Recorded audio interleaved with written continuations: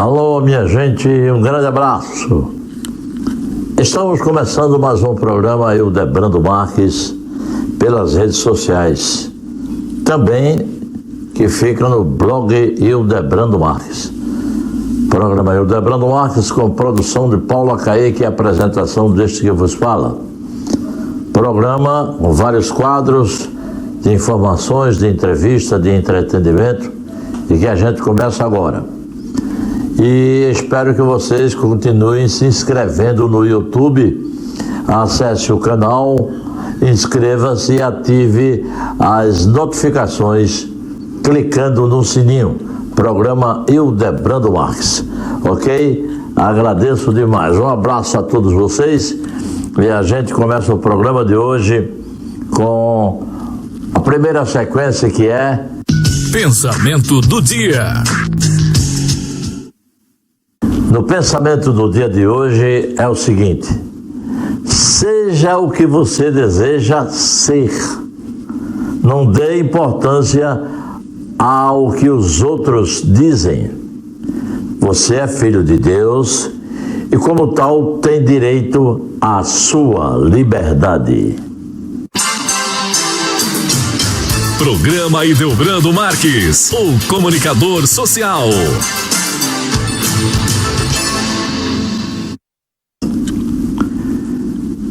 Meus amigos, a sequência agora é o ponto de vista de Hildebrando Marques. O ponto de vista de Hildebrando Marques.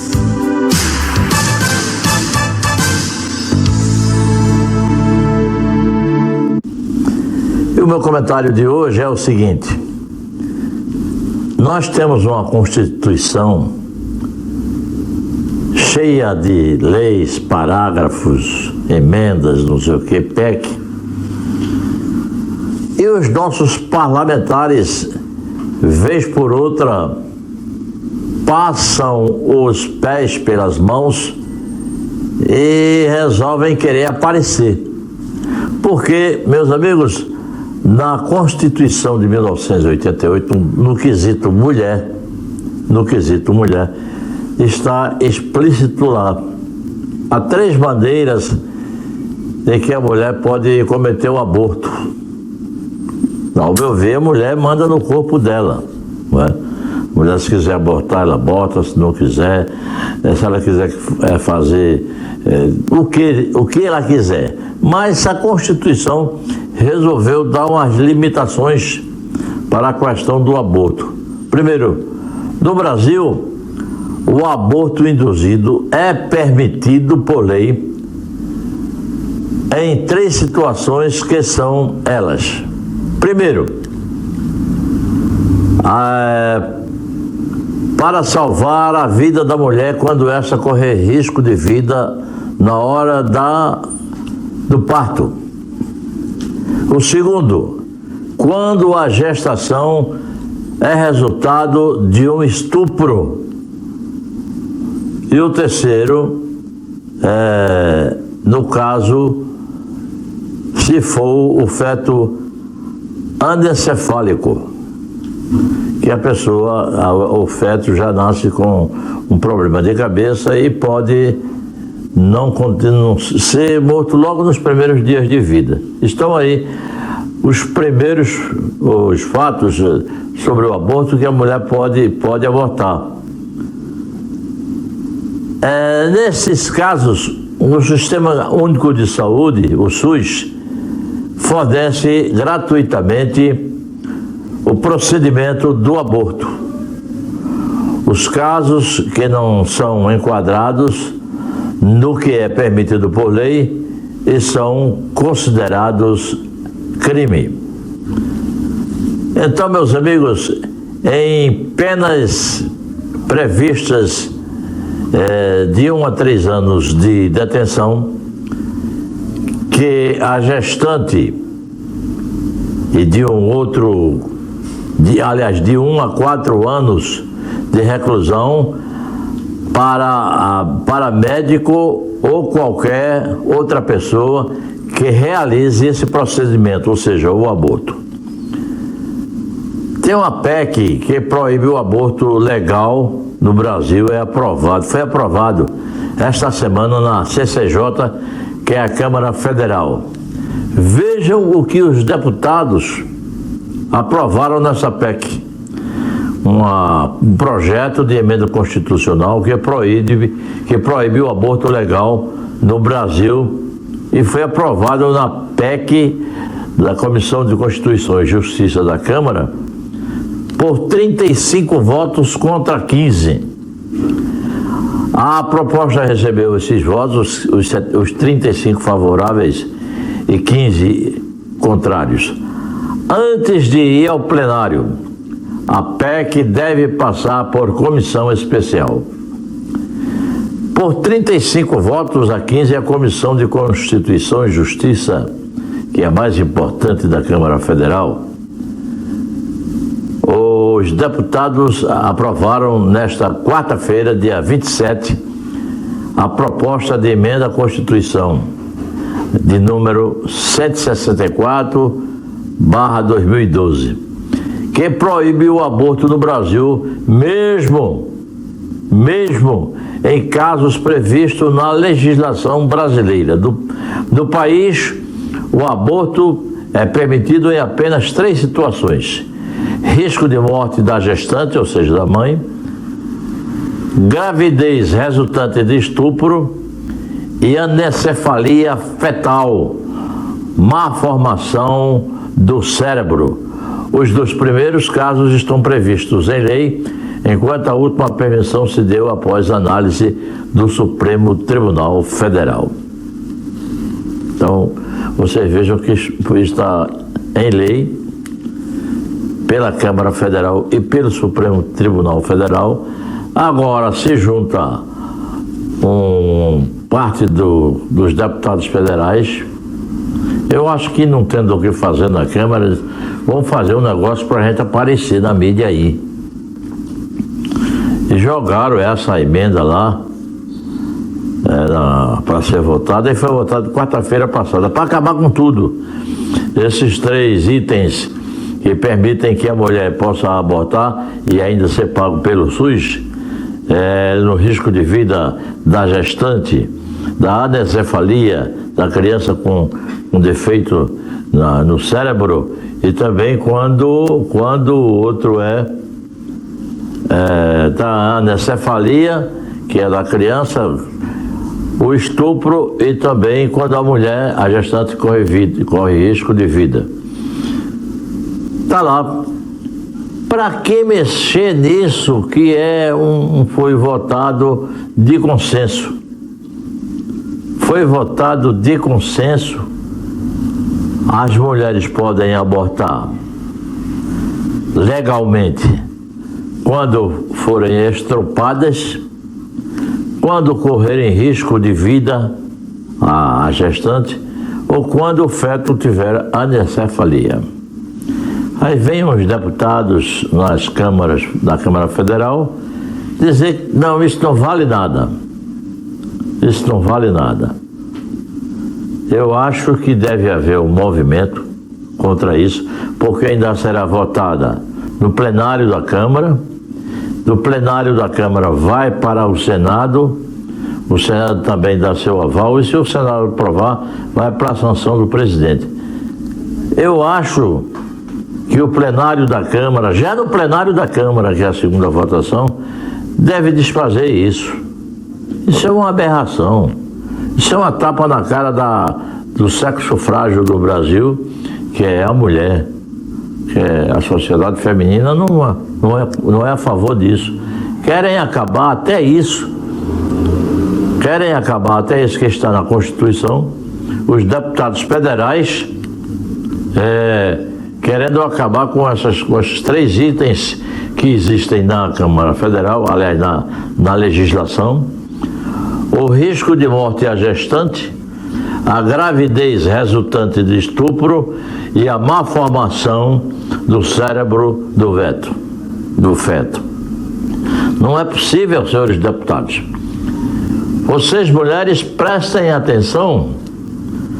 Quais serão esses deputados que estão induzindo a fazer isso na Constituição? Porque Eles são representantes do povo, porque assim, a Câmara Federal representa o povo de seus estados.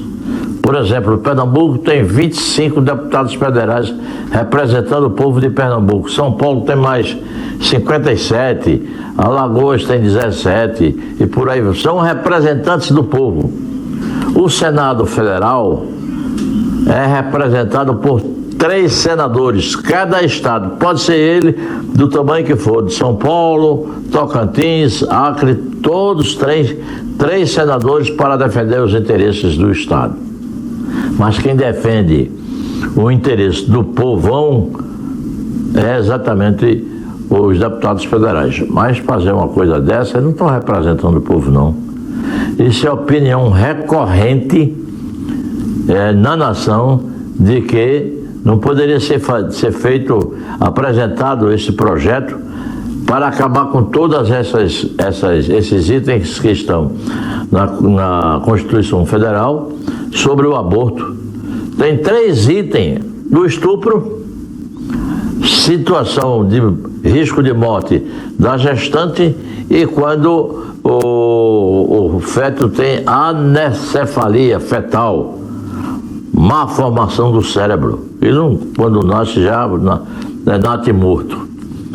Então, meus amigos, fica aqui uma dica para que nós brasileiros, principalmente as mulheres, fiquem de olhos nesses deputados que estão votando nesta PEC para acabar com isso. Isso é um absurdo e a gente não pode concordar com isso de jeito nenhum, a não ser que vocês também discordem de mim.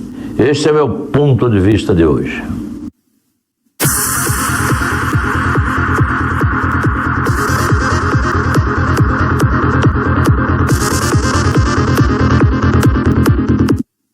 E agora, meus amigos, a pauta livre do programa Hildebrando Marques.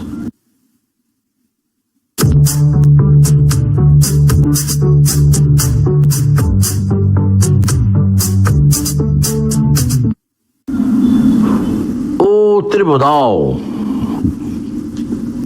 Regional Eleitoral, em consonância com o Tribunal Superior Eleitoral, deram uma nota dizendo que o presidente Álvaro Porto da Assembleia Legislativa do Estado de Pernambuco e o primeiro secretário, eu acho que até a mesa toda, primeiro secretário Gustavo Gouveia, e eu não sei o resto da mesa toda, mas o que ocorreu é que anulada a eleição, foi anulada a eleição, porque foi realizada antes do tempo e o presidente Álvaro Porto, Gustavo Gouveia, primeira secretaria e outros não poderiam realizar aquela eleição porque estava fora de tempo, tinha que ser feita outra eleição. E daí houve o burburinho, houveram os ruídos de que Álvaro Porto não seria mais o presidente e Gustavo Gouveia não seria mais o primeiro secretário. Na lei, que eles não podiam ter feito aquela eleição naquela época. Mas agora pode e vai haver nova eleição e eles podem ser, sim, reconduzidos ao cargo. Tanto o Álvaro Porto para a presidência da ALEP, da Assembleia Legislativa do Estado de Pernambuco, como também o primeiro secretário Gustavo Gouveia, norteado por cenários favoráveis ao trabalho reconhecido deles dois. O cenário político na Assembleia Legislativa de Pernambuco aposta para um desfecho sem surpresas em relação à recondução dos dois para a mesa diretora, Álvaro Porto para a presidência e também Gustavo Gouveia de Paudalho para a primeira secretaria. Postulantes aos cargos de presidente da Casa e primeiro secretário, respectivamente, os parlamentares assumiram a mesa diretora no início do atual biênio, consolidando-se como líderes de fácil diálogo e com resoluções eficientes, atributos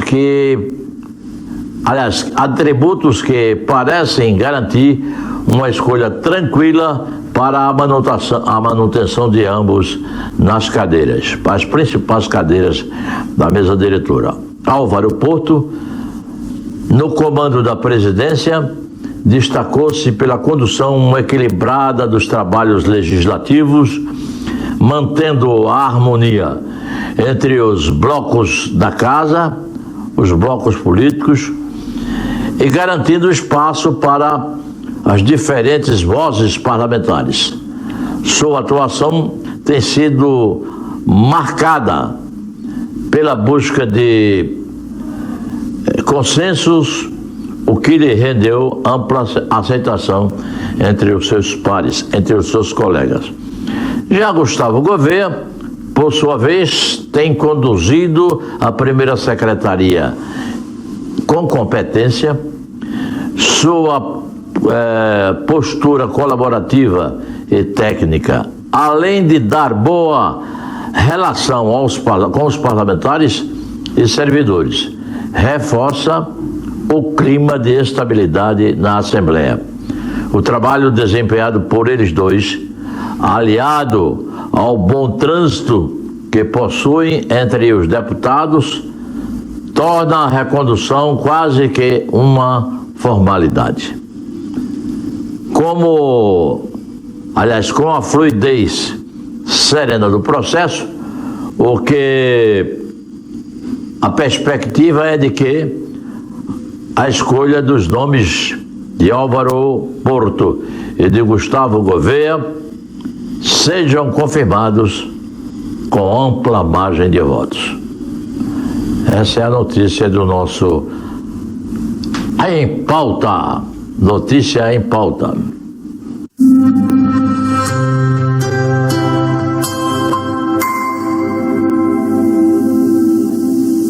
Segue o programa, meus amigos. Um abraço para Dilson José Belo da Silva, grande amigo que escuta esse programa sempre, assiste esse programa sempre. Adilson, meu abraço a você e a família. Agora nós vamos para o Papo Rápido e vamos trazer no Papo Rápido o nosso amigo Ramos Silva com a sua dica de hoje, o seu comentário de hoje. É com você, companheiro Ramos Silva. O programa Hildebrando Marques apresenta Papo Rápido com o jornalista Ramos Silva.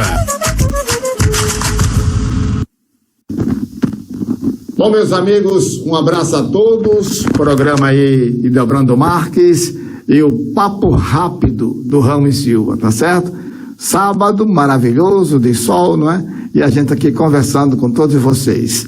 Gente, a violência, todo mundo sabe, é uma coisa que está causando medo para todos.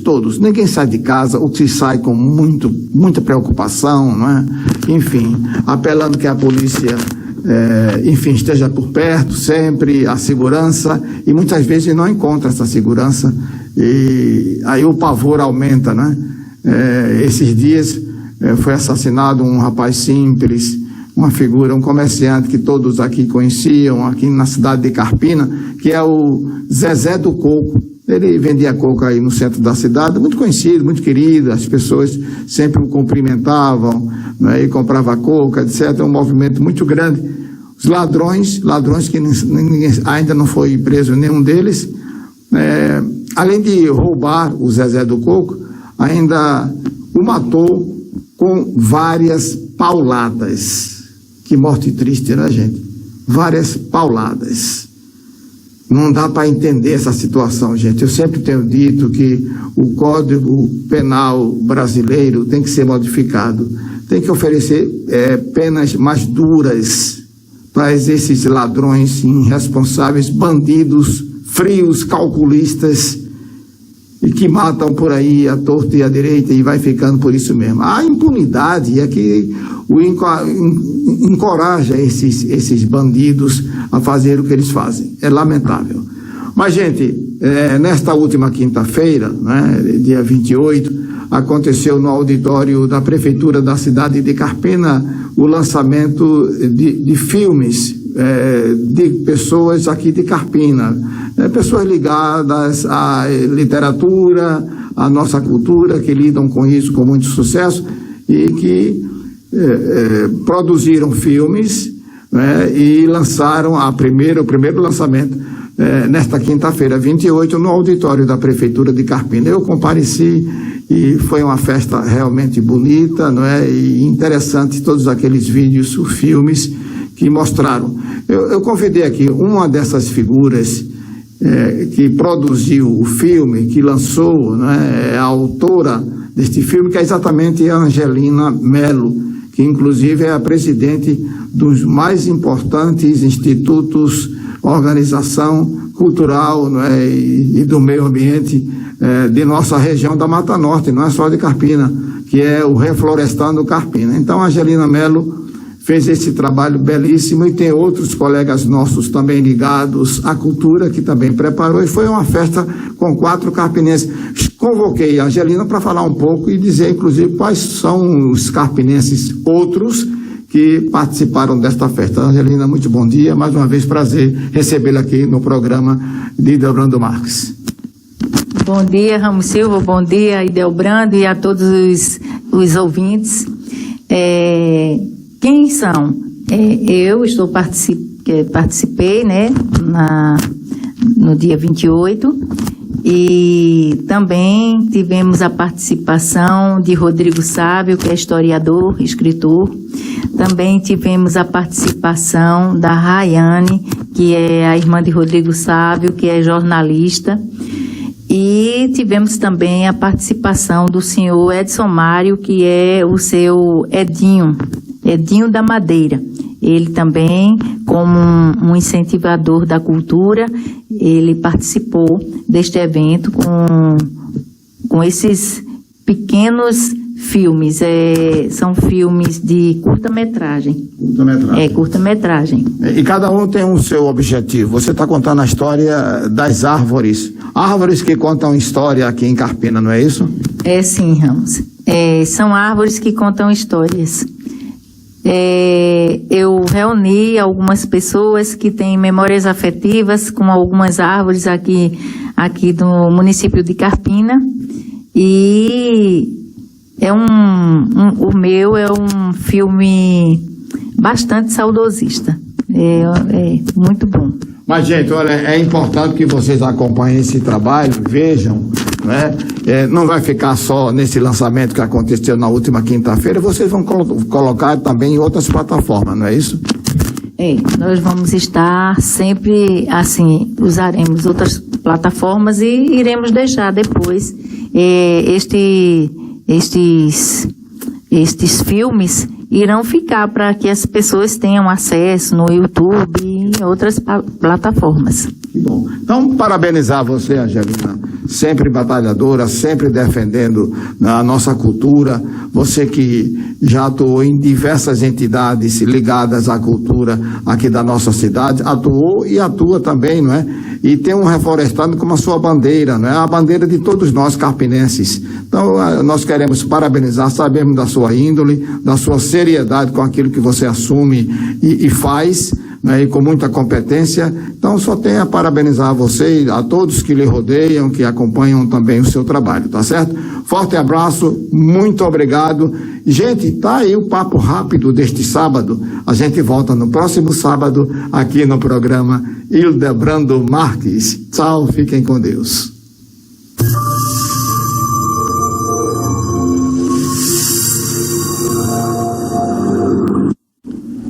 E agora, amigos do programa Ideobrando Marques, a sequência focalizando na notícia.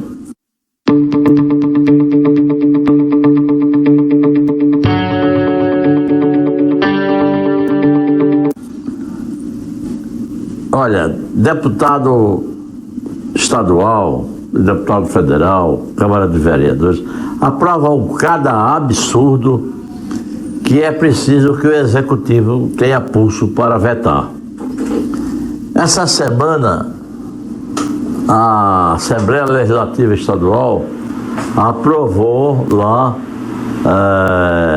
um texto aprovado pela Assembleia no início desse mês, que atribui aos motoristas de ônibus a função de coibir as pessoas que sobem nos tetos dos coletivos em movimento, gerando protestos dos trabalhadores de transporte público.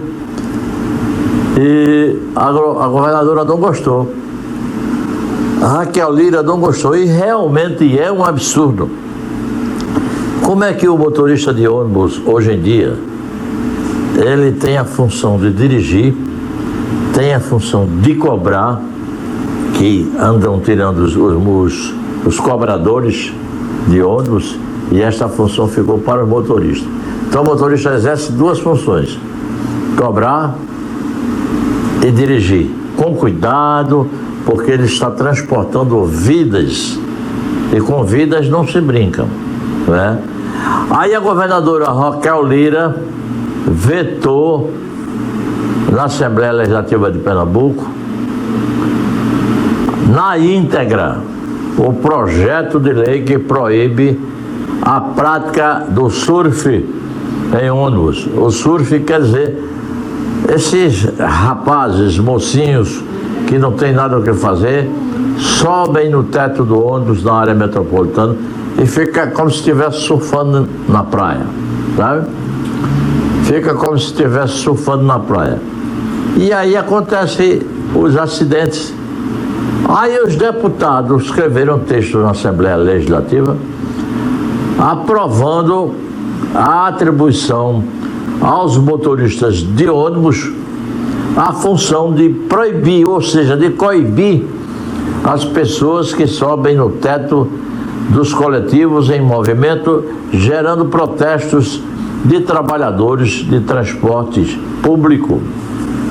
O veto a essa proposta foi publicado na edição do Diário Oficial de Pernambuco da terça-feira passada, dia 26. Correto, governadora? Correto.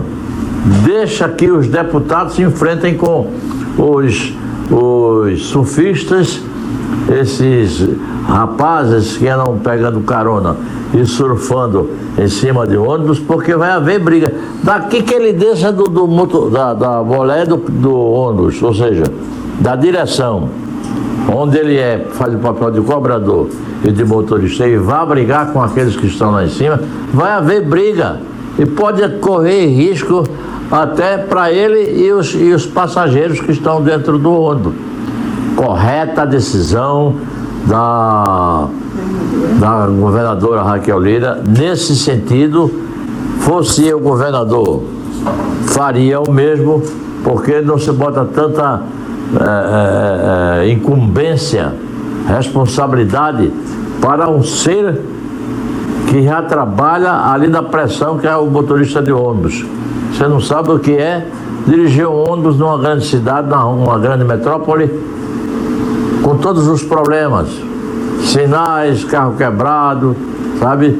Falta de manutenção, reclamações dos usuários, receber ainda a passagem e agora tomar conta de vândalos que sobem nos tetos de ônibus para fazer surf.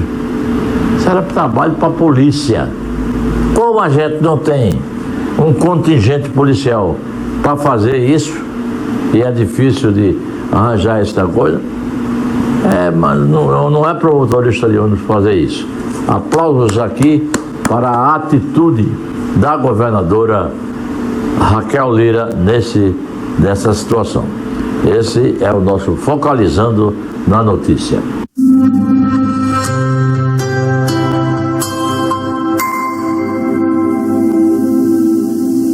Meus amigos, seguindo aqui, um abraço aqui para meus amigos da banda Os Loucos, Leonardo, Juarez, todo esse pessoal que vão fazer uma festa de 50 anos dessa banda mais longeva do Brasil.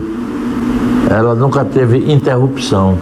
Então são 50 anos e Leonardo vai preparar uma festa bonita para comemorar junto com seus amigos, e nós estaremos lá e estaremos aqui divulgando também. Um abraço para a banda Os Loucos. E agora nós vamos chamar um dos melhores advogados do Brasil em questão de trabalhismo e de direito previdenciário, que é o meu amigo, o grande advogado Ney Araújo, com a sequência O Direito de Quem Tem Direito.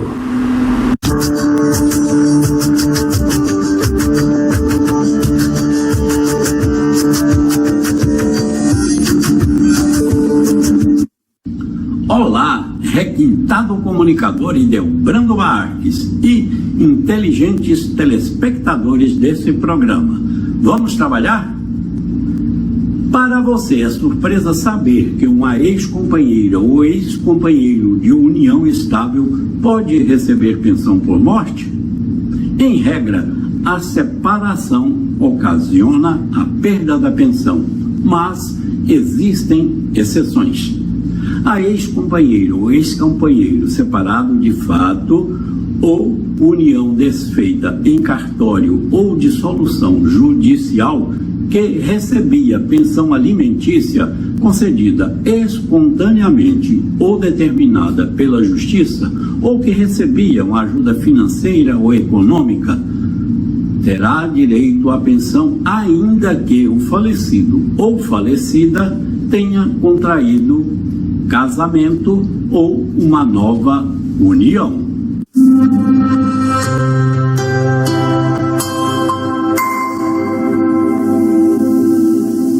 Vem aí, meus amigos, na próxima sequência do programa, que é a Hora da Verdade. Hoje eu vou conversar com um amigo meu, que de muitos anos, de juventude, que é o meu amigo Cláudio Caneca, que vem aqui para falar de um livro que ele está lançando, 200 anos de Frei Caneca, porque Frei Caneca foi um grande libertador, um grande visionário, e se insurgiu contra a coroa portuguesa, exatamente para defender o pernambucano. E por isso foi taxado de comunista, de insurreição e outra coisa mais, e outras coisas mais. E esse livro, contado por um descendente de Frei Caneca, um tetraneto de Frei Caneca, que é exatamente Cláudio Caneca. Muitas curiosidades do livro, que vai sair daqui para o final de dezembro, inclusive porque ele é tetraneto de Frei Caneca, porque Frei Caneca teve mulheres, teve 5 filhos, né? E a maior parte da população pernambucana, desse nosso líder, desse nosso herói, não sabe disso e merece todo o nosso respeito. E esse livro vem como uma bomba com muitos detalhes que quase ninguém sabe. Vamos à entrevista com o meu amigo Cláudio Caneca.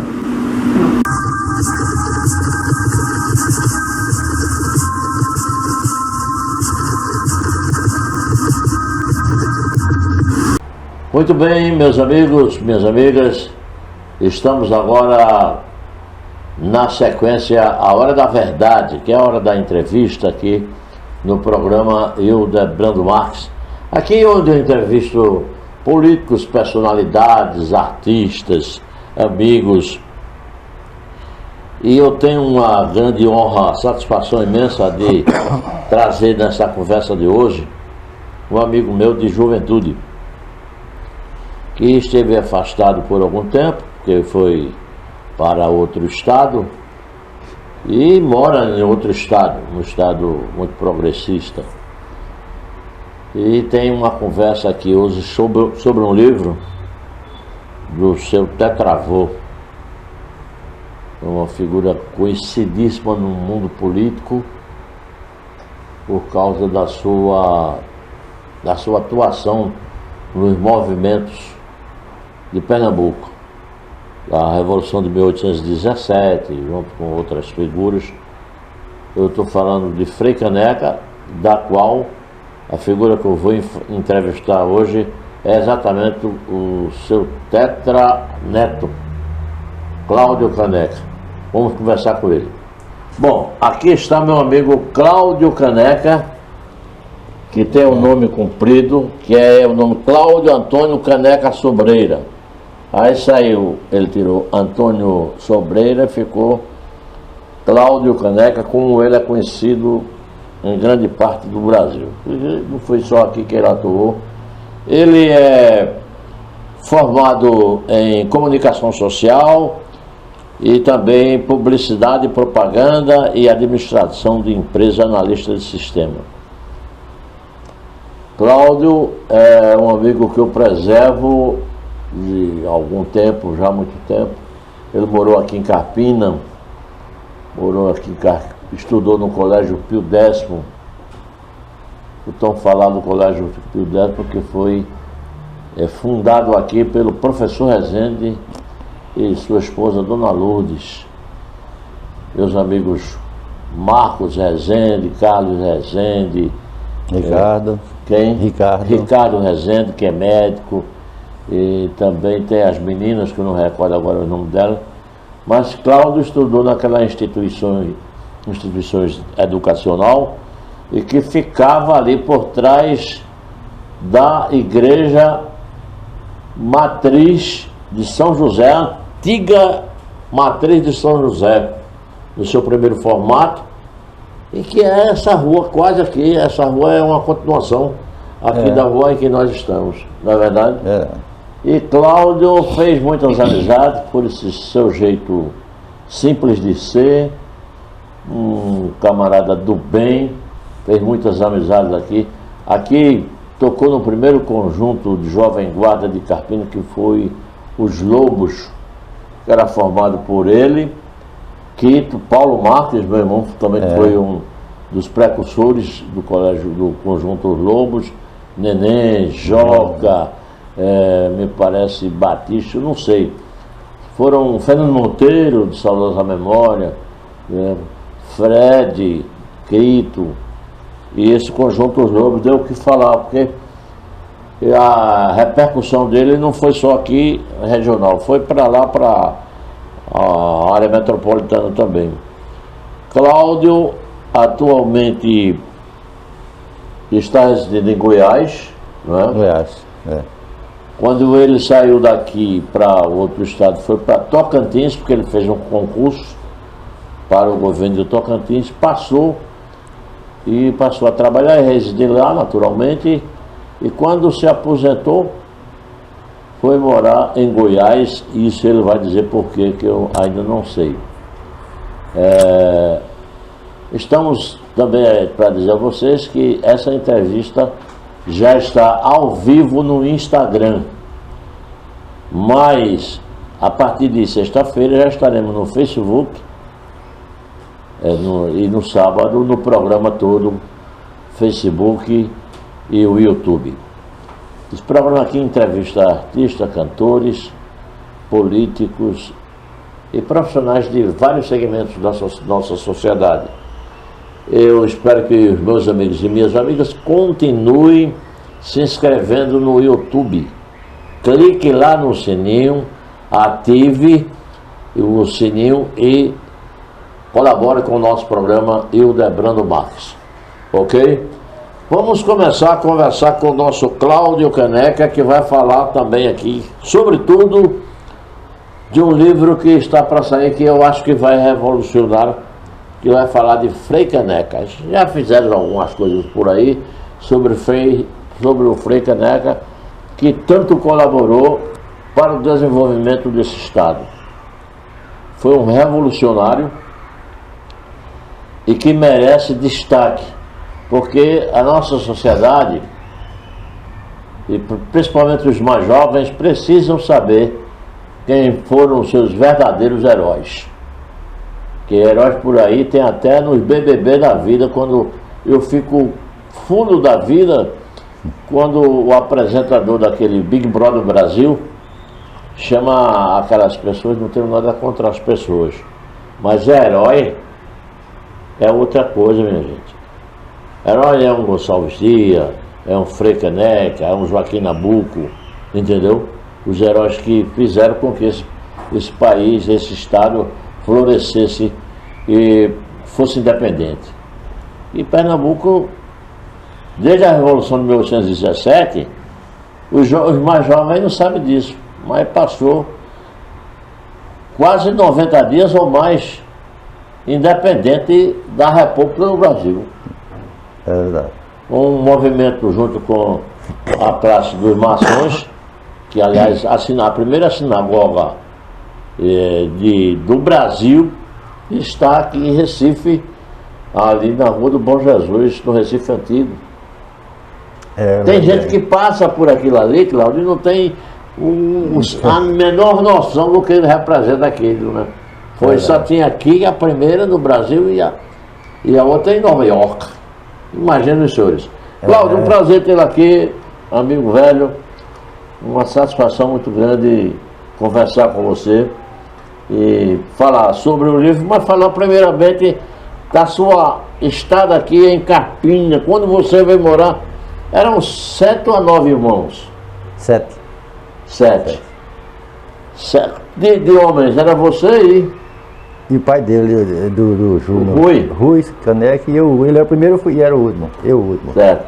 Aí tinha tinha uma irmã dele chamada Sônia Caneca. Essa Sônia Caneca era uma desbravadora, era uma visionária na questão musical.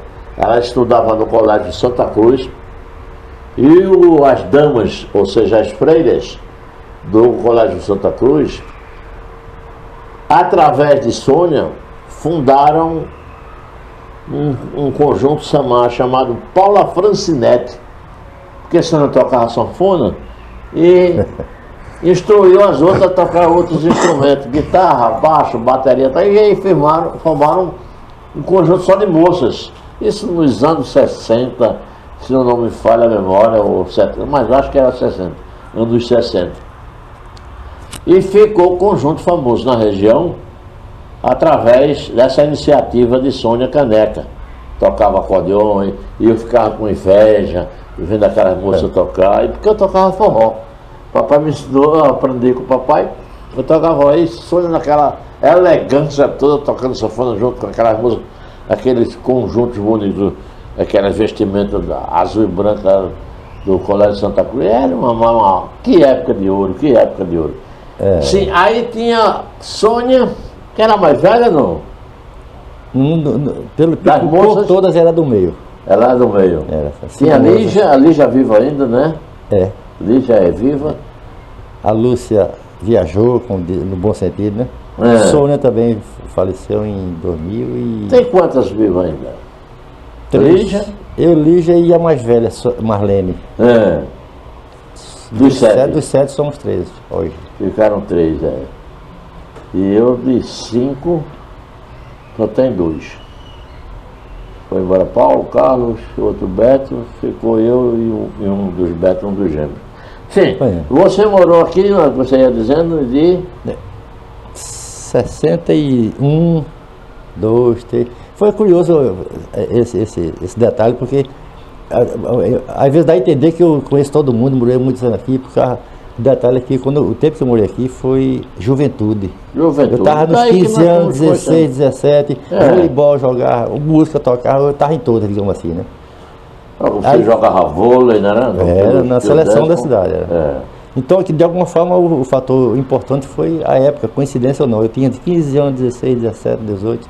Então, tinha movimento, eu estava perto. E, é verdade.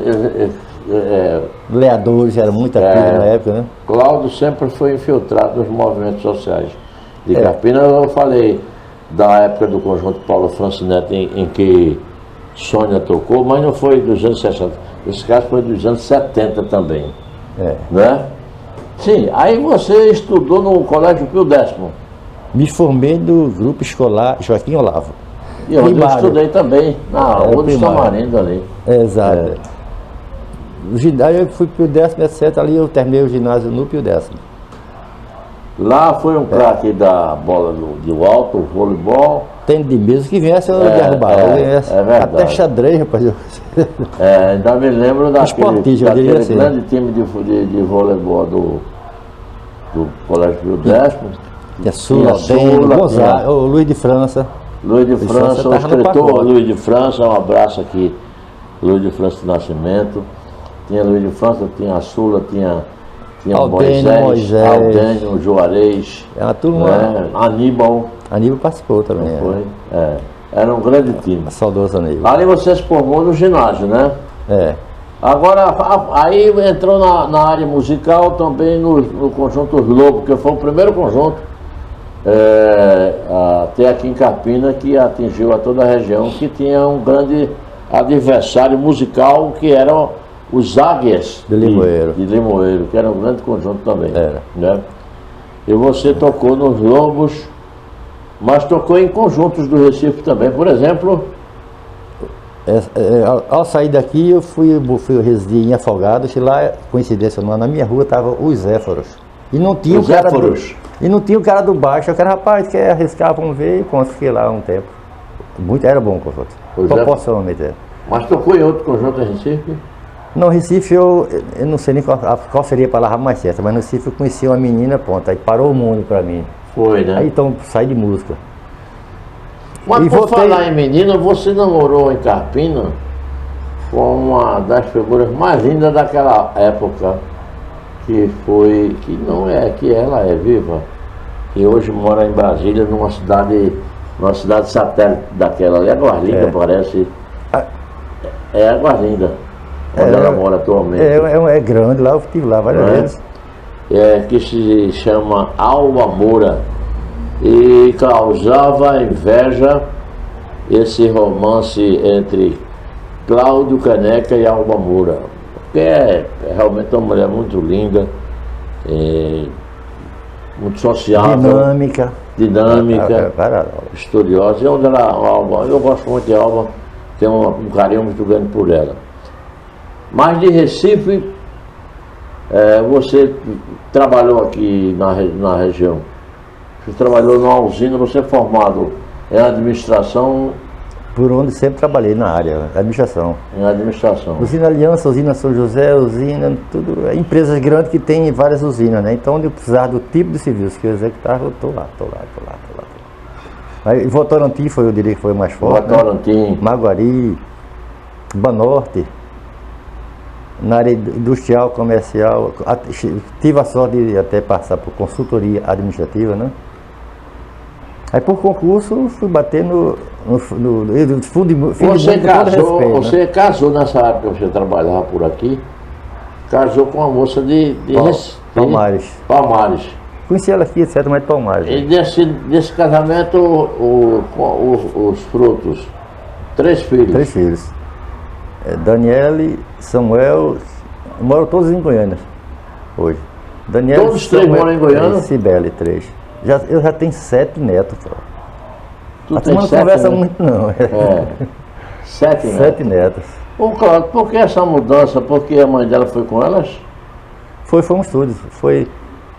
Eu tento sempre associar uma coisa a outra, é como se fosse um motivo. Na época do colo. De colo. Aquele balanço geral que ele deu lá. E vamos ver lá como é que é lá, pronto, fiquei. Anos 90, isso. Já foi em 90. Anos 90. Em 87, mais ou menos, você foi para Tocantins, porque você fez um concurso. Você fez um concurso para o governo do estado de Tocantins. 90 e foi mais de 90 já. Foi antes de 90. Eu estava na Cibrasil até 91. Eu acho que foi entre 89 e 90 por aí. Eu sei que lá foram 10 anos que eu passei no estado. Lá. 10 certo, não, 25 anos quase. Em 4 órgãos diferentes. E me aposentei pelo último, que é uma... Mas tudo no estado, não era? No estado, de todos, empresas do estado, é entidade, como digo, né? Um Instituto Social, outro é Previdência. E por último, Instituto Natureza. Aí nesse aí, último, foram 10 anos, foi por onde chegou o meu tempo, aí eu Você Isso aí. veio para essa entrevista aqui no nosso programa, acompanhado de um sobrinho seu, que é Rui. Que o nome do pai dele também era Rui, né? E são quantos irmãos de Rui? 4 de 6, né? 5. 3 a 2, né? 5 irmãos. Ele é o último. Então o Rui era mais velho que você? Era o primeiro do meu pessoal. Ô Cláudio, e os tempos aqui de Carpina, você passou de 71 até quando, mais ou menos? Eu acho que eu tenho impressão, assim, para pensar de repente, que eu cheguei aqui em 62.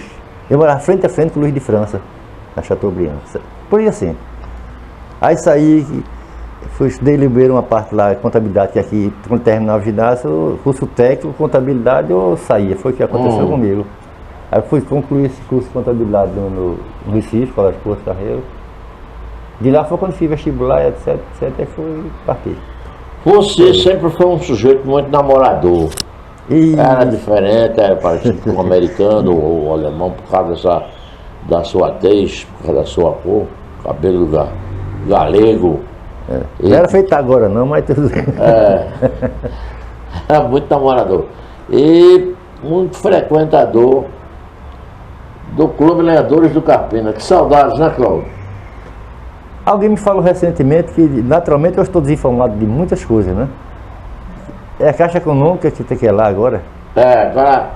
Onde o Clube Lenhadores, na época que tinha Rua Tamarino. a frente, não tinha, a Rua dos Tamarindos, né? Começou lá, a frente original era lá na Rua dos Tamarindos. Ali agora é Casas Bahia. E depois o Clube Lenhadores passou até a sua frente para a Praça São José. Ali agora é a Caixa Econômica Federal. Foi vendido. Estou derrubando minhas saudades. Aquilo foi vendido a troco de banana. Assim, troco de banana eu digo barato, porque Na proporção do. a proporção que é a localização, não é? E foi vendido barato.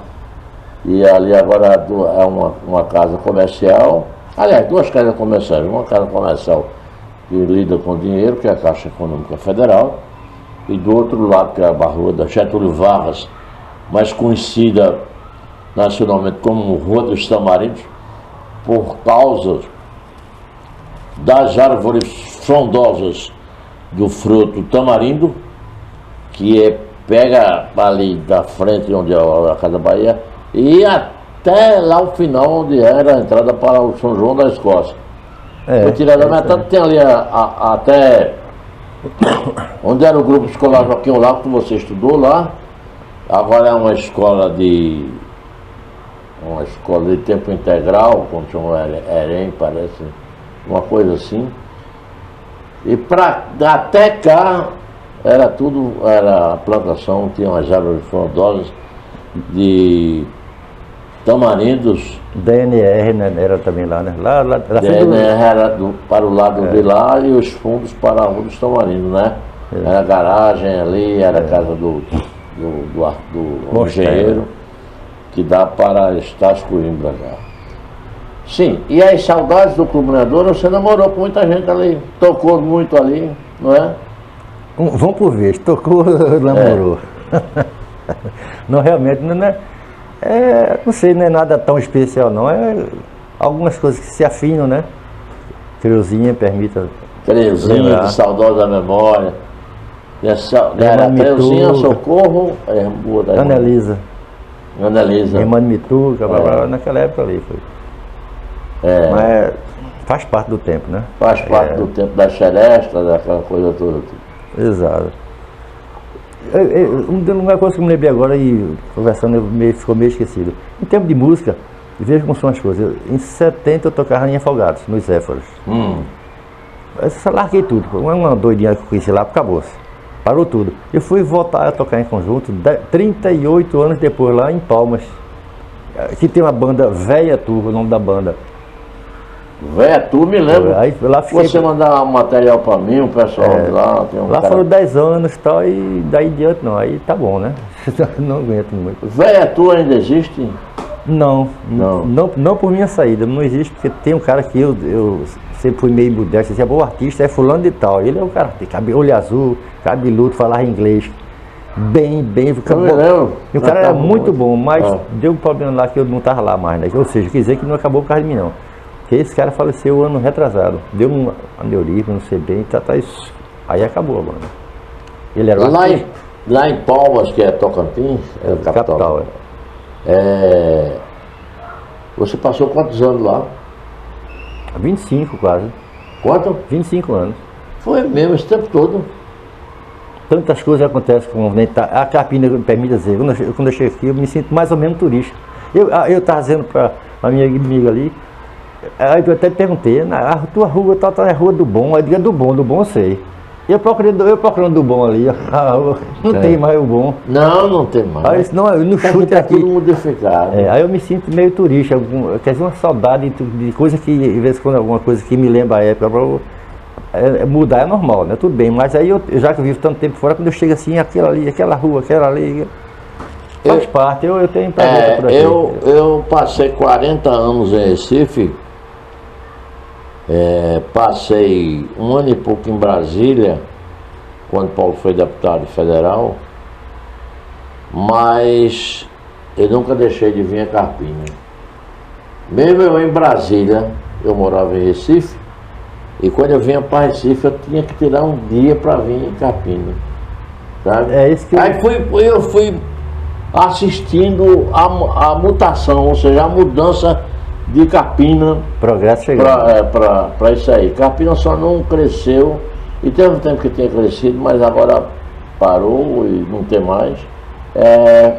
Na questão industrial, na questão de fábricas. Carpina ainda tem terra para que se construa aqui um parque industrial. O comércio de Carpina pipocou. Eu me assustei já com esses dias. Não é verdade? O centro de Carpina, para você andar de carro, está uma coisa séria. Tem mais lombada do que... Exatamente. Sabe? E Carpina, eu acho que a população de Carpina, com essa desenfreada do comércio aí, esses progressos desenfreados, ela merece umas indústrias boas aqui. Como nós vamos ter uma nova gestão, eu acho que com um olhar mais avançado para esse tipo de coisa, que começa já exatamente em 1º de janeiro do ano que vem, acredito que a Eduarda Gouveia, que foi a prefeita eleita desse grupo Gouveia, que é de Paudalho, o prefeito de Paudalho, Marcelo, é seu cunhado, o marido dela é primeiro secretário da Assembleia Legislativa do Estado de Pernambuco, Eduardo Gouveia, primeiro é o deputado, e eu acho que nós vamos dar um pulo de qualidade aqui, um pulo de mais trabalho para o povo daqui da região. Eu não tenho muito a dizer a respeito, mas me lembrei de um detalhe curioso e importante. A nova gestão, tudo forte, tudo vem por forte. Um dos motivos é que não comprometimento anteriores, mente nova, aberta pelo menos. Não tem prisão com isso. Então a família, não, ela chega por fora, assim, por cima, tem mais chance de ver, em certos casos, é a maioria, de ver coisa que o pessoal está ali dentro não está vendo. Então, uma visão aberta. Isso é muito bom. E a época boa. E você sabe que nós temos aqui uma diversidade cultural muito grande, né? E vários setores, do carnaval, do São João, do meio do ano, de artesãos, de outras coisas, mas é muito grande a diversidade cultural do Carpina. E precisa um olhar mais apurado, mais aberto para esse time aí. Porque você vê aqui por perto, a gente tem em Nazaré a cultura do maracatu, é a terra do maracatu. Você chega na entrada de Nazaré da Mata, está um caboclo de lança lá na entrada da cidade dizendo que ali é a terra do maracatu. Aqui nós temos várias culturas Carpina, e é preciso que a nova gestão, que assume 1º de janeiro, tenha um olhar mais carinhoso, mais detalhado para essa coisa, porque o turismo é uma empresa que entra muito dinheiro E é uma indústria limpa, né? Não tem chaminé. E desenvolve as paralelas. O comércio, uma visita, o hotel, não sei o quê. Tem uma rede. É uma exatamente. Rede. Mas eu vou fazer um intervalinho rápido para voltar a conversar com você agora sobre o livro que você vai lançar por esses dias sobre o seu tetravô, o grande Frei Caneca. Daqui a pouco a gente volta.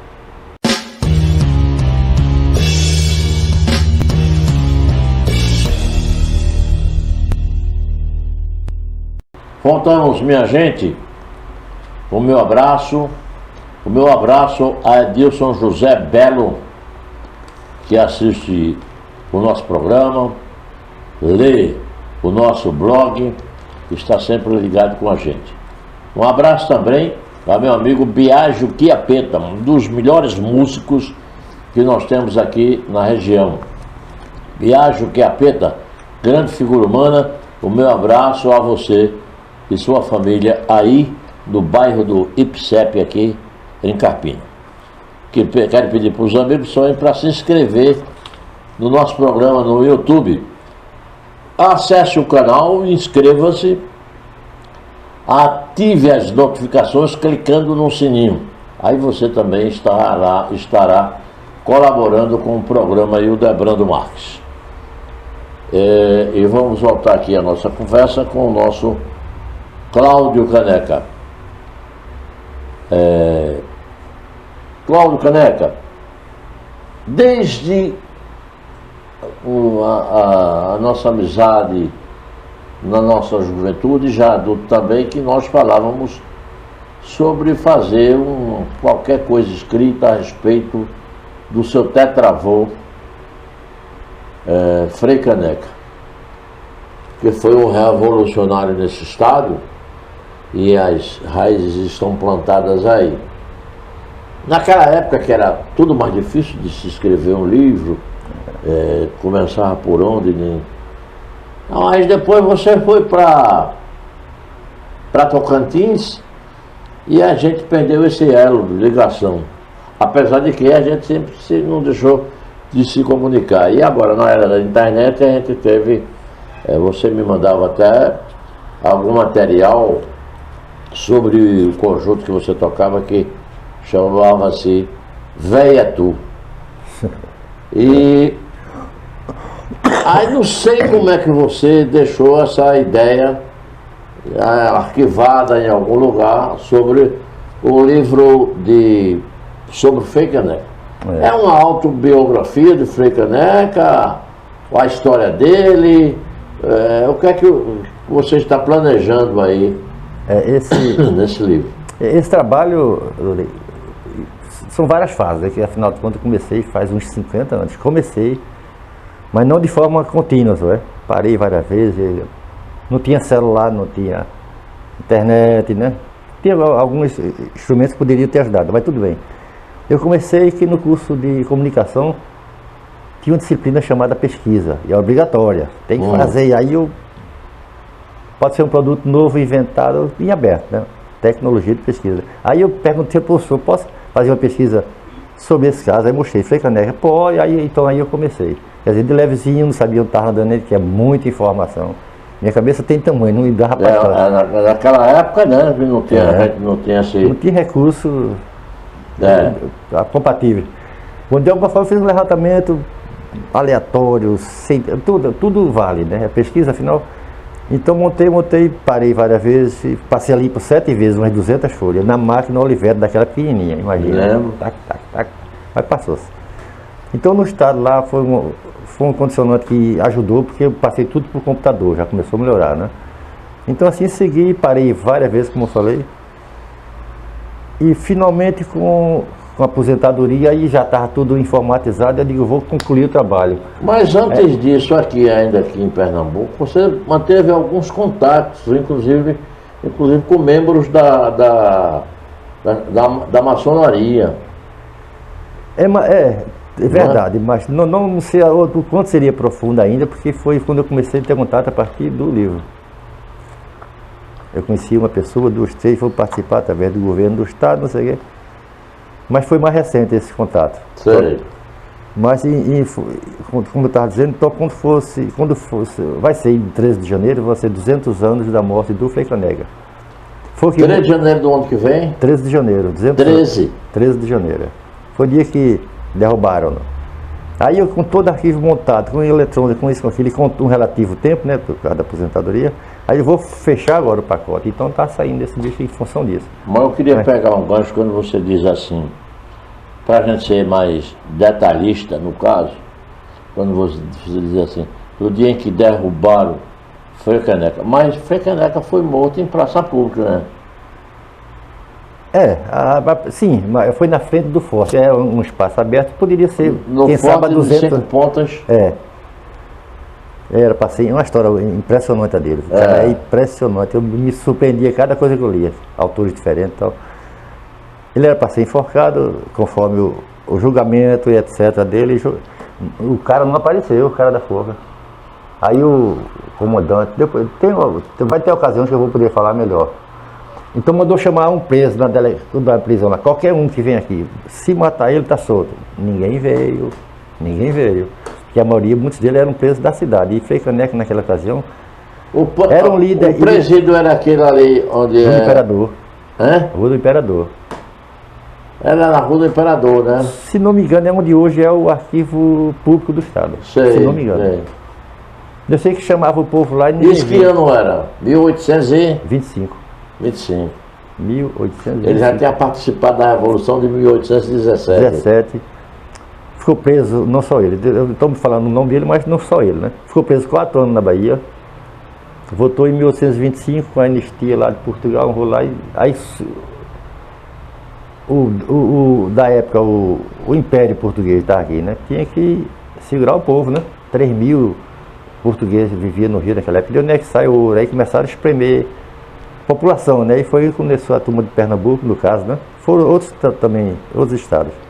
Tu podia me explicar, eu acho que você sabe disso, porque qual foi a insurreição, ou seja, o insurgimento de Frei Caneca, começou por onde? Foi contra a coroa? Contra a coroa, o movimento foi porque ele queria precisa de recursos para sustentar a corte portuguesa, que na época era no Rio, né? Mas de onde vai sair o dinheiro? Aí os altos impostos foram sendo aplicados? Começou por aí, a turma de comércio estourando, ele forçando com esse objetivo, né? Mas aí, curioso e coincidência e sorte, é que naquela ocasião, entre outros, tinha um cara que era inteligentíssimo, líder, revolucionário, diga assim, por ficar fazendo coisa errada e vai contra. Então, nesse sentido, seria o revolucionário, né? Inteligentíssimo o cara era. O padre Frei Caneca. Era padre, não era? Era Frei, porque tem uma sutil diferença de Frei e Frade, mas tudo bem, era Frei Caneca. Era religioso do Convento do Carmo, mas era o líder intelectual, social da época. Então qualquer imposição, digamos assim, no bom sentido, a imposição lá ia para ele, certeza. Para ele ouvir o parecer dele, e ele é um cara tão esperto, tão inteligente, intelectual e justo, etc. Então o parecer dele, a turma não tinha ninguém contra, todos iam para trás. Agora, o que se lê, alguma coisa sobre Frei Caneca, é que você desmistifica essa situação, que Frei Caneca tenha sido enforcado na praça ali do Forte 5 Pontas e tinha como prêmio para os seus algozes a exposição da cabeça. Isso é mito ou é verdade? Pelo que para mim é mito. Eu li vários livros de vários autores e tal. Houve uma situação dessa natureza no Minas Gerais, né? Tiradentes, etc. O Frei Caneca talvez tenha até havido, né? Mas literalmente não. Em livro não tem isso não. Era ser enforcado. O cara não apareceu, mandaram buscar outro para matar ele, não apareceu de novo, 3 vezes, 4 vezes, um desmaiou, porque ele era do Recife. Imagina o preso do Recife, sabia o conceito que ele tinha, e ao enfocar o cara não apareceu nenhum. Nenhum preso que quisesse ir fazer esse sacrifício. Mas foi bala, que mataram de bala. Foi uma junta dele lá da época, formaram pilotão, tal. E mesmo assim desmaiou um dos soldados, do pelotão desmaiou. O cara era muito querido, rapaz, nessa época. Tem No caso, ele foi fuzilado, né? fuzilado, É. chamava de arcabuz naquela época, aquele espingarda antigo, né? 10 metros de tamanho, assim. É. Mas, bom, acabaram com o cara. No meu trabalho, eu fui muito mais além, que foi pesquisa achada. Eu não sou pesquisador, não, mas eu entro forte. Aí, daí em diante, surge tanta situação onde enterraram ele. Porque, como ele teve umas filhas lá, é outro assunto, sutil. Ele teve umas filhas, 5 filhos.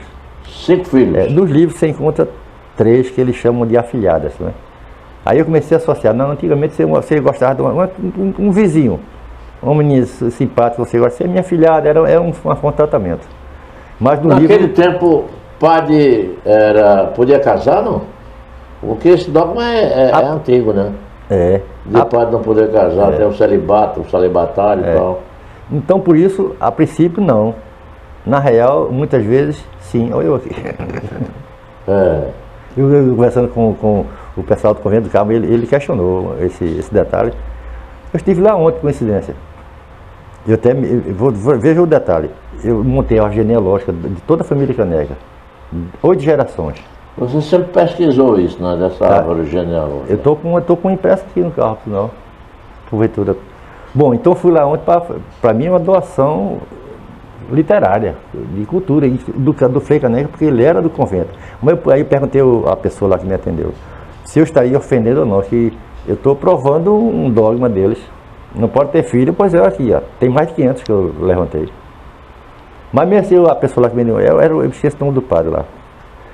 Ele agradeceu, não, isso é cultura, rapaz. O nosso acervo tem que ter seu aí, a genealógica de...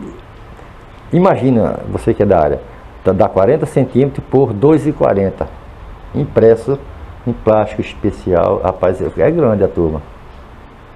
Sim, então ele aceitou... Sim, mas antes de sair desse assunto, eu queria perguntar a você, no livro que você vai publicar agora, tem essa história das afilhadas, dos filhos de Frei Caneca?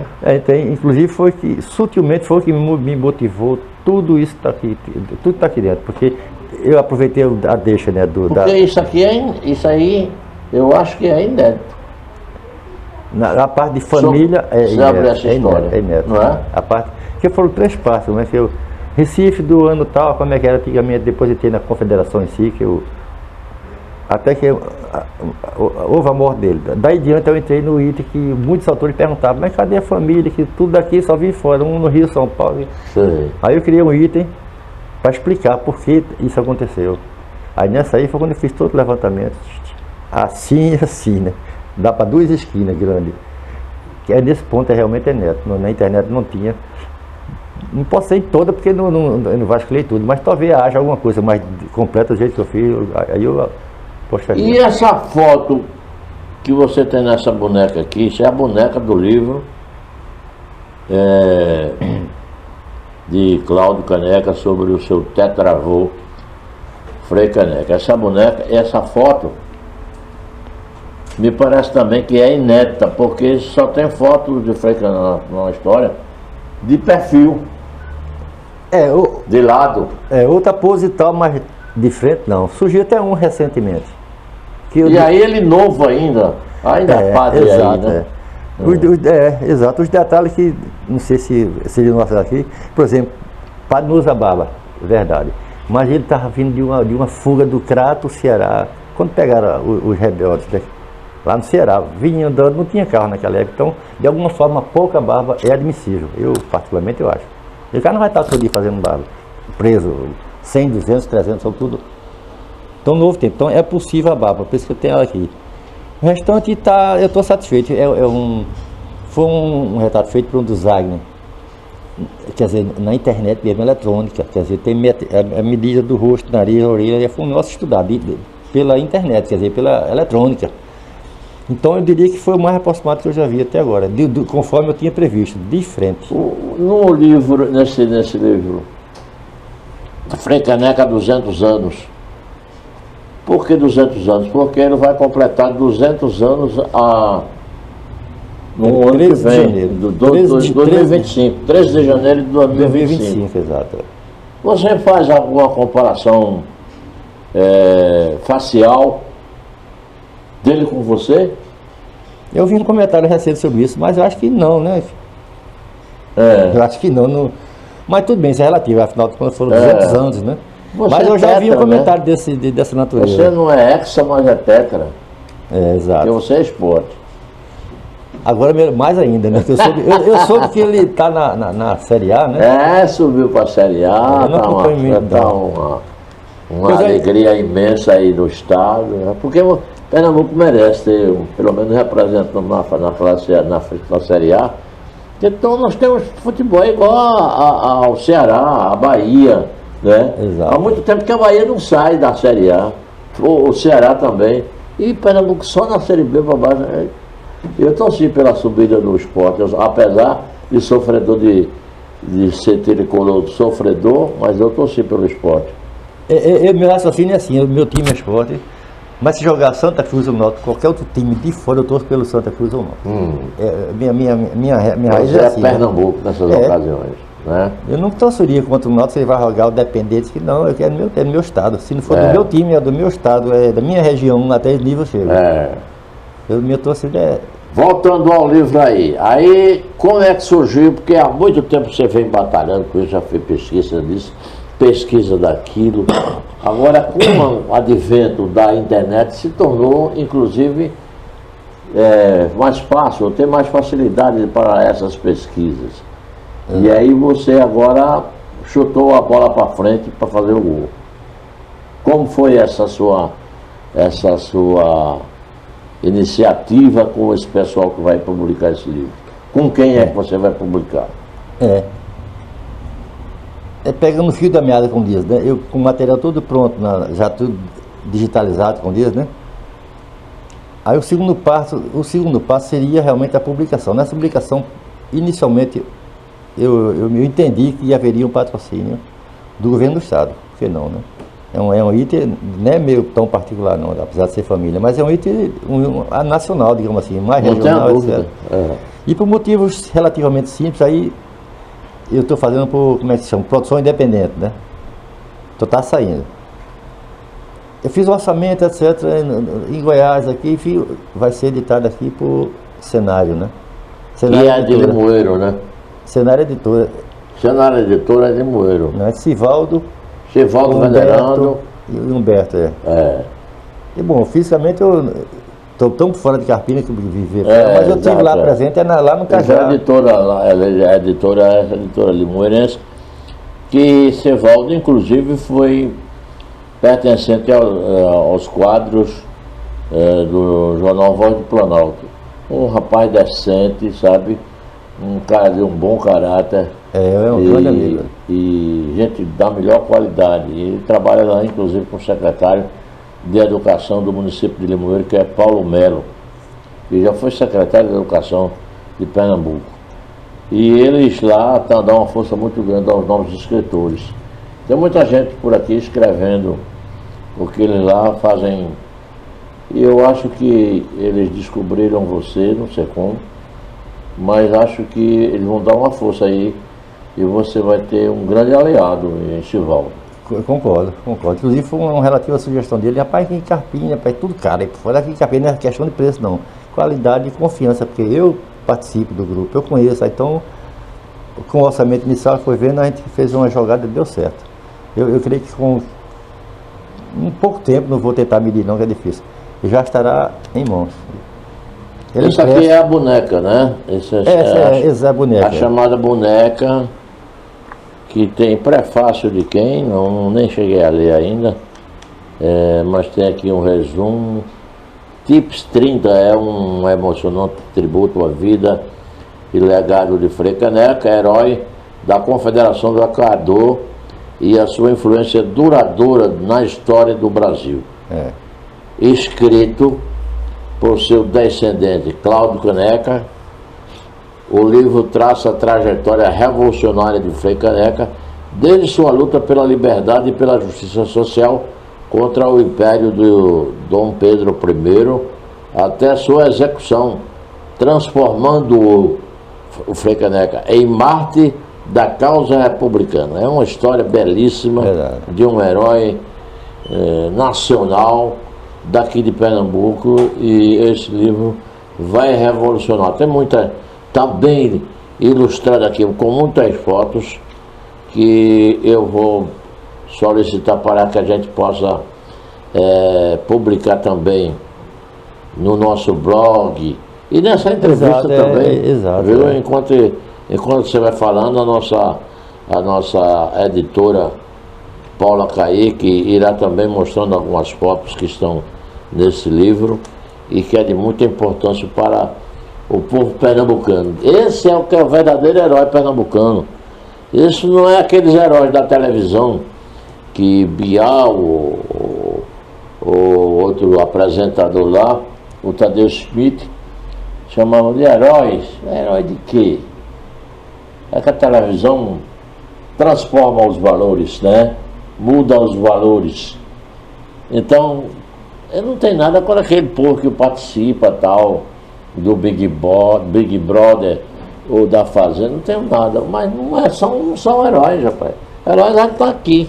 Frei Caneca, esse aqui é um verdadeiro herói, que você deve ter uma verdadeira admiração por um sujeito que brigou pelos bens comuns do povo pernambucano, né? Exato, é uma E justiça. por isso foi luta em praça pública, sabe? Foi xingado, preso. Ele foi preso até na Bahia, né? Passou 4 anos preso lá. Preso 4 anos na Bahia por causa do seu modo revolucionário de entender as coisas, brigar pelos outros. Herói é isso, que eu entendo é isso. Sabe, herói é meu pai que me criou, mais 8 irmãos, quer dizer, 4 de uma família, 5 de outra, 9 irmãos, numa época dura, sabe? Eu considero herói, pai de família, com um salário mínimo desse, conseguir botar os filhos para estudar, isso é heroísmo. Mas é heroísmo de mostrar a região glútea na televisão, não, porque é o que mais aparece. Futuro aquilo não tem nenhum. Me desculpe a Rede Globo, mas a verdade é essa. Concordo. Mas, amigo Cláudio Caneca, esse livro vai sair, se Deus quiser, antes de janeiro, né? Porque dia 13 de janeiro é a data de aniversário de Frei Caneca. 200 anos.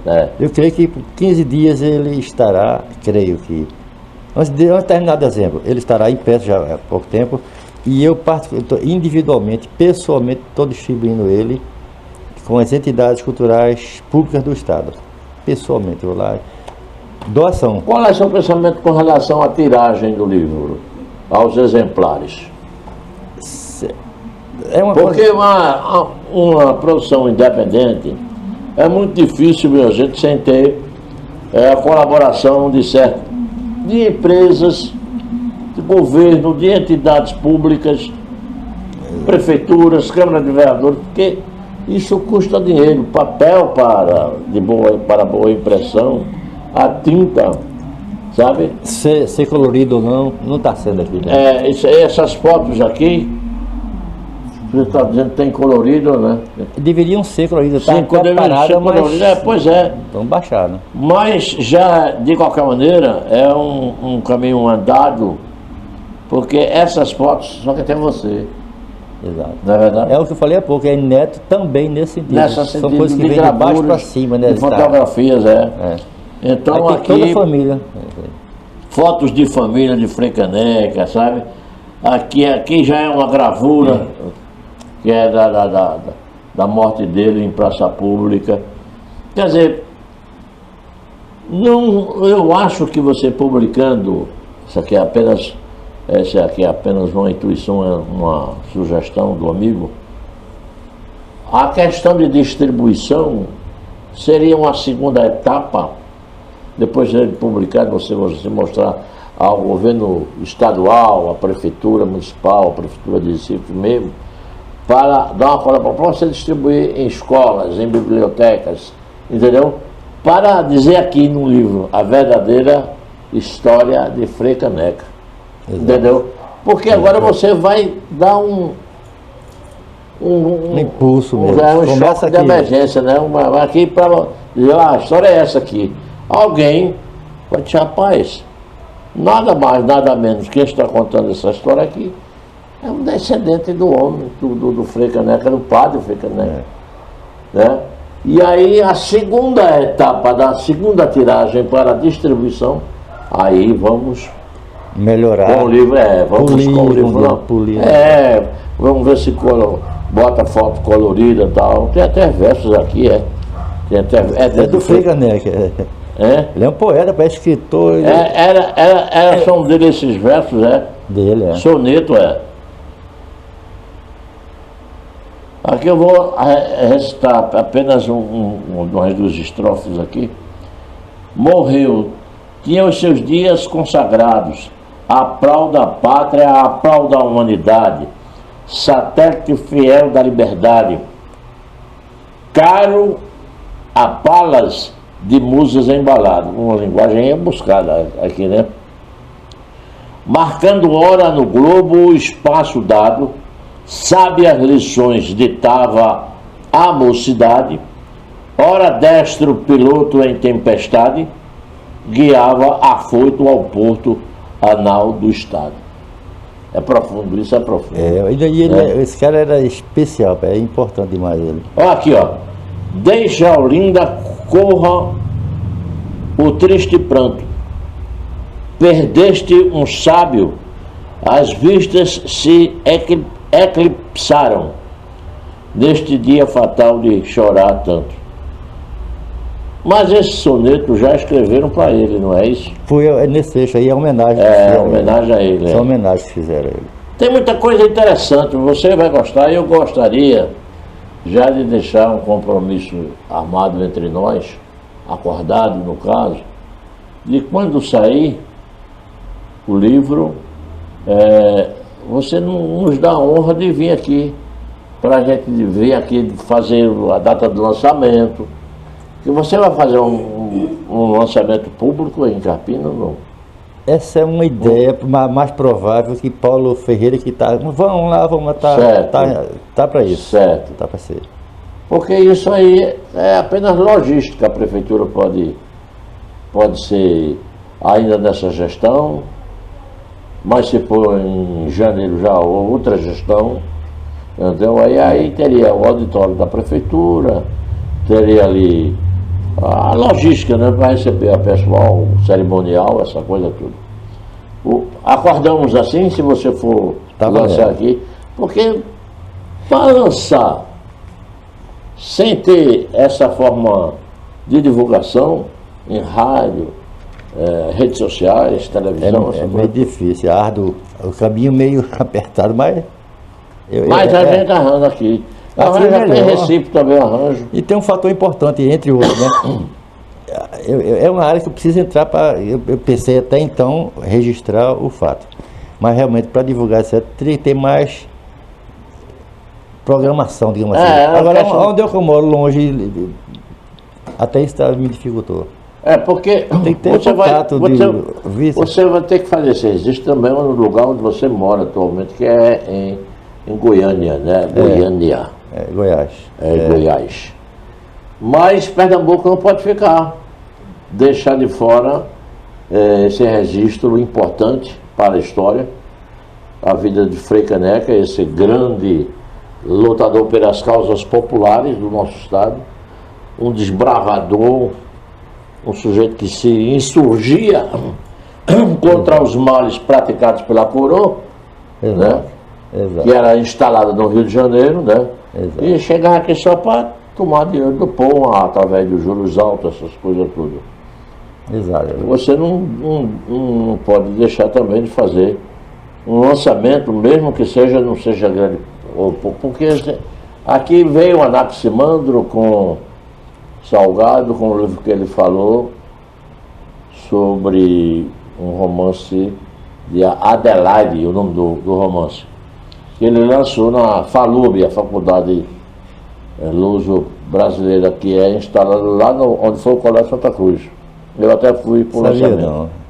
E ele faz uma analogia à morte de uma moça que foi morta aqui em Limoeiro, no quilômetro 70, tal. Ele faz uma analogia desse caso e ficou um romance muito bonito. A NAC já está com dois livros publicados. Crônicas, muito trabalhado na capa, no feitio do livro, e agora ele lançou esse Adelaide, um romance com essa analogia. Agora, ele está lançando, lançou em Carpina, lançou em Limoeiro, lançou em Recife, e lançamento de livro, enquanto ele está, pode ser lançado, é uma logística pequena.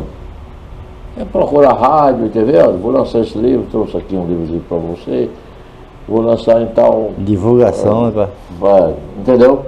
Temos que fazer isso, companheiro. A história é bonita. Realmente. É uma história real, né? É uma história real. Você, consequentemente, você conhece profundamente a história, por ser descendente da figura principal, do protagonista principal do livro. E isso o povo vai entender. Entendeu? Tem. Entre os motivos, tem um que eu vejo quando eu toco nele. Tem o fato em si, e nesse levantamento de fatos, baseado também em termos de família, tem umas 10 coisas aqui inéditas. Pois é. Inéditas. Que alguém que naturalmente já escreveram muito por aí sobre Frei Caneca, mas com essa riqueza de detalhes não tem. Porque está sendo escrevido com um cara que é da família, tetraneto do homem. Né? Entre outras opções aqui, eu abri aqui vendo. Não acho que não está na hora de comentar tudo a respeito, mas veja um dos assuntos que eu tenho aqui. Essa pessoa aqui, talvez você não reconheça, porque a foto dele não é a mais popular na mídia. E também na crença também, tem esse detalhe. Esse aqui é o Dr. Bezerra de Menezes. Expoente da doutrina espírita, que recebeu a alcunha de médico dos pobres, com inúmeras e admiráveis intervenções mediúnicas, que faleceu no ano de 11 de abril de 1900, aos 68 anos. E, por sinal, em Carpina tem uma rua com esse nome. Era Antônio Bezerra de Menezes, né? Teve um pai dele que era o avô, que por isso que ele está aqui. Foi na Confederação do Equador, a família foi envolvida. Do Ceará. E esse aqui era o neto dele. Quer dizer, um cara que hoje Jaguaretama, Ceará. Nasce seu neto. Adolfo Bezerra de Menezes Cavalcante, que aos 19 anos seguiu para o Rio de Janeiro, onde foi médico, escritor, jornalista político. Olha que folha, hein? Olha que filósofo. Se fala muito nesse cidadão aqui, nas reuniões espíritas. De vez em quando eu gosto de frequentar. É verdade. Ele realmente era um... ele então tem... é muito querido nesse segmento. Exato. Tem várias curiosidades para eu botei no item curiosidades. Né? Essa foi uma que durante o trabalho... Olha quem está aqui. Tem uma rapidinha também, tem várias, não vai passar a manhã toda. Mas, por exemplo, Rosa Silva eu não sei nem o primeiro nome dele, que é tanta informação. Não tem a Avenida Rosa Silva ali em Casa Amarela? Qual? Avenida Rosa Silva. Rosa Silva é a principal. Ele foi uma figura grande, rapaz, eu não sabia disso tudo. Já fui dono do Diário de Pernambuco. Foi um grande político também. Político, diplomata, não sei o quê. Ele está na história, porque naquela ocasião, 1900 mais ou menos, um dos assessores jurídico e político dele da época era um tio-avô meu. Que conta vou dizer um resumozinho rapidinho, falar bem baixinho para ninguém ouvir, pode aumentar o volume. Ele é dono do Diário de Pernambuco, naquela época. Então houve a eleição, ele ganhou. Eu vi no próprio diário dele. A pessoa que era opositor dele, que na ocasião não aceitou, parou a cidade. Bala, fecha comércio, fecha tudo, para tudo. Esse tal parente meu, que eu falei há pouco, ele pegou toda a família, foi para o Rio, até hoje vive no Rio. Quer dizer, foi o motivo da migração. Ele não sabia o que ia, era bala na cidade. Ele era assessor do grandão, foi justamente Dantas Barreto. Né? Dantas Barreto. Ele foi foi governador opositor- de Pernambuco. Foi, bom, conforme eu estou dizendo só até aqui, que eu não conheço tudo, né? É. Ele foi eleito no próprio Diário de Pernambuco, que pertencia a ele, etc. O resultado da votação. Mas Dantas Barreto, que era o general, pararam e pararam tudo mesmo. Então esse parente meu sumiu-se e não vou falar bem baixinho também, como fosse, não aceitou. Um detalhe muito importante, uma curiosidade que é muito importante, que essas coisas assim, tem gente que publica sobre Dantas Barreto, sobre outras coisas, mas não tem essa riqueza de detalhes, né? Tem muita, como eu falei, mais ou menos, querendo dizer que tem várias coisas. E não fui focar isso aí não, mas no caminho meu, esse cara tá aqui, coisas que eu botei no item, curiosidades, né? Tem uma que depois eu lhe digo, todo respeito aos seus amigos internéticos, mas essa outra vai ser uma bomba maior. Mas sobre quem? Vai. Pode contar ou não? Agora não, acho que é muito risco. Porque tem suposições, né? Tem pessoas que podem ver, se ouvir uma palavra já vai atrás da segunda, terceira, coisa desse tipo, né? Mas quem sabe até quando estiver oficializado, tudo pronto, aí eu saio com esse negócio agora. Mas vale a pena. Eu quero ver só um detalhe que me lembrei, Delbrando, entre outros, né?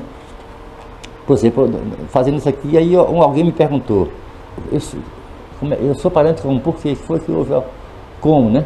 Aí já sabe, tem uma parte que eu mesmo digitei, redigi, dizendo assim, do filho mais, eu estou dizendo que eu fiz há um pouco tempo, né? Do filho mais novo, do Frei Caneca, foram 5 filhos, do mais novo, toda a descendência, inclusive, veio dele, que eu levantei, certamente tem para lá, mas não sei nem como pegar, né? Do filho mais novo, do Frei Caneca, eu cheguei a conhecer um neto seu, um neto. Aí botei o nome, Hermelino Bacelar Caneca, aí botei de parênteses, meu avô, ó, aqui na foto, tá ele e eu, quer dizer, mais que isso aí, para provar, só se for chamar ele lá nos do filho dele que... São essas coisas que é preciso ter cuidado para depois não tá havendo controvérsias com relação à existência ou a um disse-me-disse. E hoje todo camarada vai pesquisar e acha uma palavrinha e diz, tá errado aquilo ali. Achei a foto aqui, ó. Como eu falei, do filho mais novo, do Frei Caneca, Joaquim Teodoro da Silva Rabelo, eu conheci um dos seus netos, entre parênteses, meu avô, Hermelino Bacelar Caneca. Esse aqui. É esse aqui. É. Esse aqui é neto do filho mais novo do Frei Caneca. No caso, ele é bisneto do Frei Caneca, bisneto do Frei Caneca. E eu sou esse último aqui, Zé Bonitinho. Tu tá aqui na foto, né? Esse é bis, eu sou tetra. Bisneto de Frei Caneca. Tal, e aqui já na ponta, Cláudio, na Rua do Alecrim, a tua Rua Dantas Barreto, onde sempre morou a tia Délia, bairro de São José. A base da família foi bairro de São José, né? Uma foto interessantíssima isso aqui. Tem umas 80 fotos, família, tal, épocas. Mas, Cláudio, vamos fazer o seguinte, eu acho que você acha que daqui para o final de dezembro você lança o livro, sairá a tiragem. Quanto você acha que dá para tirar? Inicialmente, considerando a não programação, que não era comercial, nunca foi desde o início, eu dizia isso aqui é presente e doação, mas por digamos assim, por patrocínio, que estava planejado, mas teve um entrave, não sei se eu te falei sobre isso. Teve um entravezinho qualquer azar que não pôde. Eu começar, eu não saio dele, que eu tenho pouco, é pouco mesmo, independente. Mas então, por conta disso, a tiragem dele não vai ser como eu pensava, não tinha o planejamento comercial. Fazer pelo menos 200, 300 para... uns 300 para dar família que estão querendo a chamada. E aí vem a segunda etapa, que é a segunda tiragem. Esse livro aí você vai vender também. Você tem que vender, porque isso aí ninguém banca assim, mas vender por um preço razoável, que é para as pessoas saber o que é. E aí, vamos partir para a parte comercial numa segunda etapa. Numa segunda etapa, aí a gente vai mostrar no livro com seus melhoramentos ao governo do Estado, à Secretaria de Cultura do Estado, à Secretaria de Educação, às prefeituras aqui em Recife, entendeu? Sim. Porque aí você vai querer, nós vamos doar tanto para suas bibliotecas nas escolas e tal, entendeu? Aí exatamente, é outra etapa. A parte comercial não foi, digamos, previsão, não foi falta de planejamento, não foi, porque estava previsto desde o início em relação a esse assunto com o governo do Estado, né? Que realmente é um patrimônio, etc.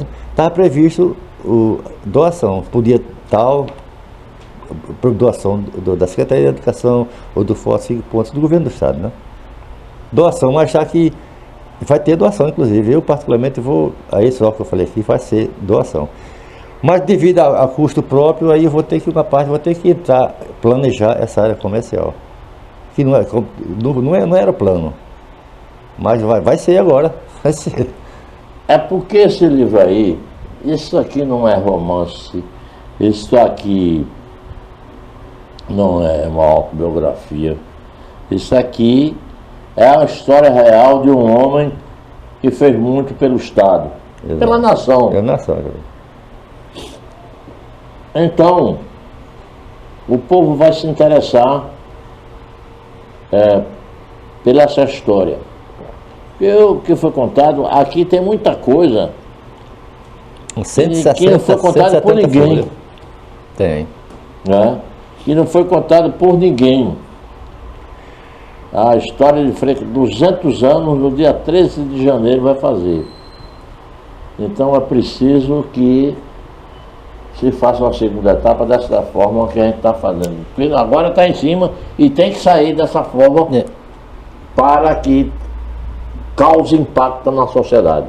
Exato. Eu creio que provavelmente, eu acho que sim, mas provavelmente vão ter outras edições, publicações, por causa do evento, da data, né? 13 de janeiro, provavelmente vai ter pessoas famosas, conhecidas, historiadores, etc.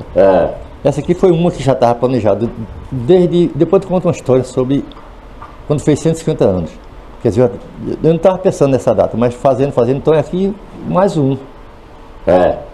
A diferença sutil é que foi feito mas por um parente. Mas acontece que esse aqui não é mais um. Esse aqui é o livro sobre Frei Caneca, a história verdadeira real, contada por um descendente. Principalmente na familiaridade. Aí eu vou lá, os amiúdos, os detalhes, não é? Fotografias, tudo isso aqui é muito importante. Isso aqui a gente sabe que é uma gravura. Exato. Não é? Mas tem foto até aqui até você com o neto do último filho dele. Exato. Não é? O neto de Frei Caneca. Muita gente nem sabe que o Frei Caneca tem uma filha. Isso aí foi um detalhe curioso. Aí quando eu perguntei a você um dia, eu me lembro disso, rapaz, o Frei Caneca foi casado? Não, mas teve filho. Quer dizer que naquela época tinha essas puladas de muro, né? E aí vem a família Caneca, que é grande, né? É grande. Eu tenho em certa parte desse livro, que são vários itens, vários sub-itens, tudo bem. Mas em certa parte, eu escrevi lá que, não sei se foi o pessoal do convento do Carmo, alguém falou assim que mas Frei Caneca não teve filho, não deveria papai. Mas talvez alguém, mais ou menos assim, né? Talvez alguém comprove algum dia. Aí eu arrisquei e botei entre parênteses. Quem sabe eu agora, 200 anos depois. Deixei registrado. É uma real prova. Às vezes incomoda ideologias, somente do pessoal do convento. Eu estive lá ontem, eu cheguei a perguntar, você quer receber? Que ele podia ser não, né? Baseado se fosse, não, o padre não pode ter filho. Eu fui atrevido, quando eu fui entrevistar a pessoa lá, na época, né? Isso foi em 76, 5, sei lá. Não vou falar muito não, mas eu boto a mão assim para ninguém ver. Aí a pessoa lá disse, não, o padre, a posse do Dom Pedro lá, etc., o documento oficial, quem leu foi o Frei Caneca. Esse é um cara muitíssimo importante. Ele não tinha filho não, aí eu olhei assim, a não ser que tivesse. Aí fiz um gesto mais brusco, né? Aí ele ficou olhando para mim assim. A gente sabe que existe isso aí, nos dias atuais. Exato. A gente sabe que em Campina teve padres que gostaram. E, rapaz, é um homem normal. Eu acho que esse negócio de celibato devia ser abolido pela Igreja Católica. Tantas modificações já foram feitas pela Igreja Católica. O padre é um homem normal, tem as necessidades fisiológicas dele. E o ato sexual é uma necessidade fisiológica, né? Só essa capa aqui, vai ser a capa do livro, Exato.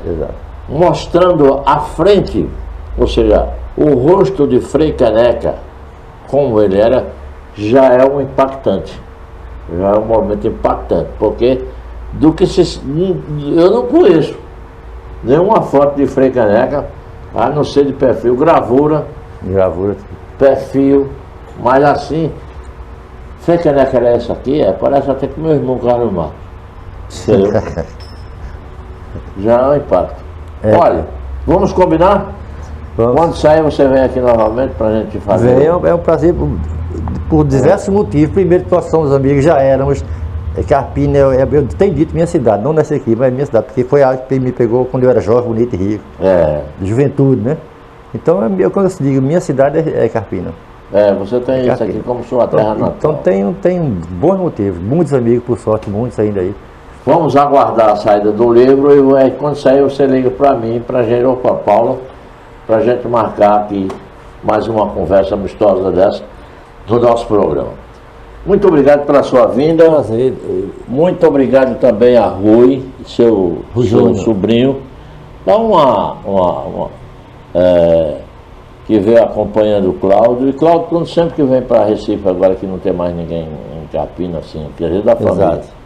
Ele é uma Casa Amarela que mora. Não.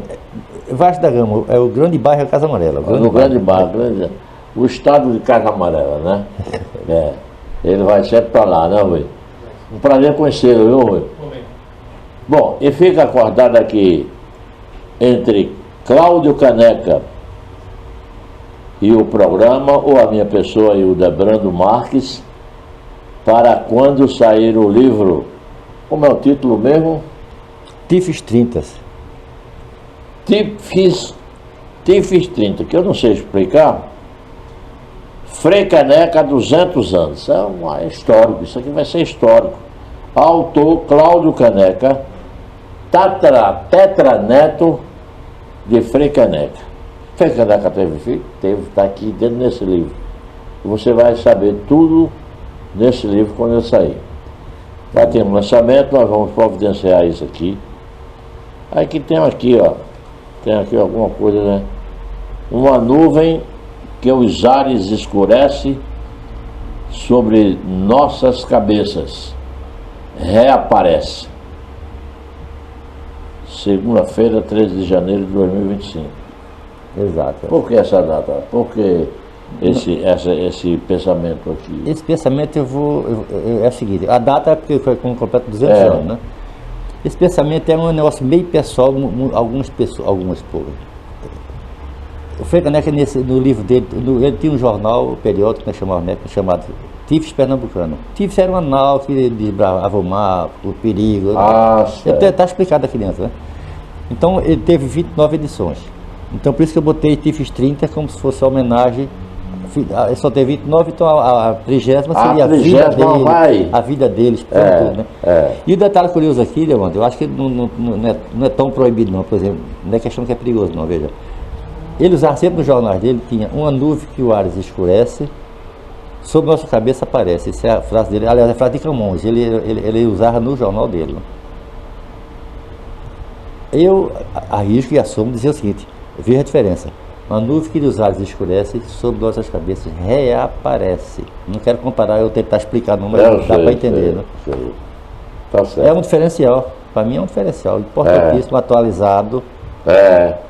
Mas pode ser que A, o B, o C, o D, então tá aqui. Pronto. Valeu, Cláudio. Um abraço grande. Vou esperar com ansiedade a tiragem do livro pela Cenários, que tem à frente também um cara que eu gosto muito, um cabeça pensante dessa região, que tem contribuído muito para a cultura da região, que é Sivaldo Venerando. E o nome do outro é? Humberto Sivaldo. Humberto Queiroz. Eu não conheço Só pessoalmente. Humberto, vamos deixar Humberto só. Vamos aguardar e a gente vai falar ainda outros dias sobre esse lançamento que vai dar o que falar desse grande líder, desse grande herói da nossa pátria, mas particularmente de Pernambuco. Vou encerrando aqui a sequência da entrevista, que é a Hora da Verdade, para voltar daqui a pouco. Obrigado, Tom. Prazer. Um abraço, viu? A gente volta já.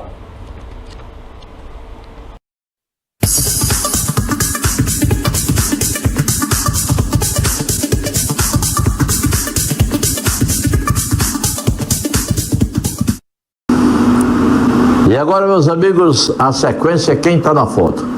É uma sequência que nós colocamos uma personalidade, um empresário, um artista, junto comigo, e eu vou dizendo aqui. E vamos à sequência.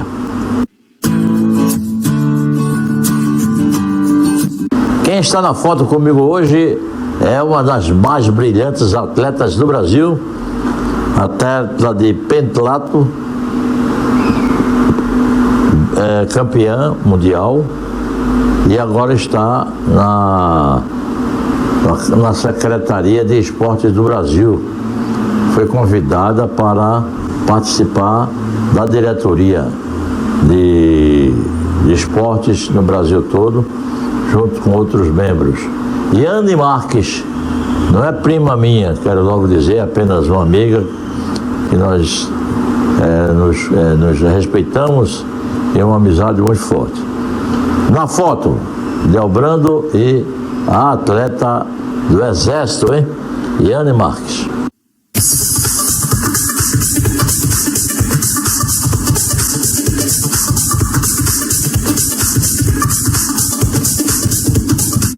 E agora, prosseguindo, meus amigos, teremos agora o Mosaico Cultural.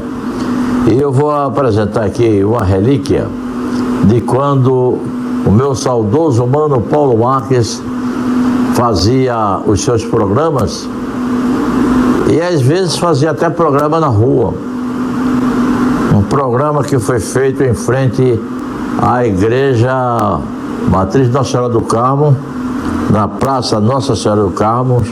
Montamos um palco e ali apresentávamos os artistas, apresentávamos prêmios, essa coisa toda, uma estrutura. E naquela noite a produção preparou e um dos cantores que apareceu lá para cantar naquele show de meio de rua no programa Paulo Marques foi exatamente o querido cantor Baltazar. Eis aí, Baltazar, do programa Paulo Marques. Mosaico Cultural, a hora e a vez de nossa cultura nordestina.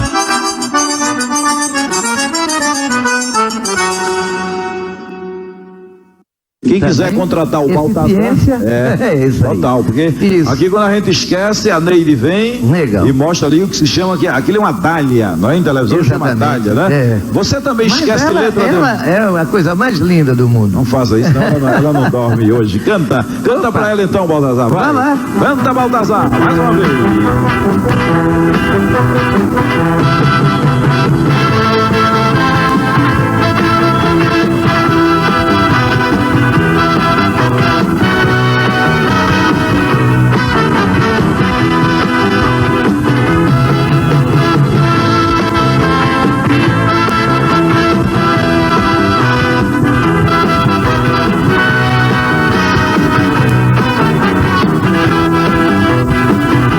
Depois de ti, daquele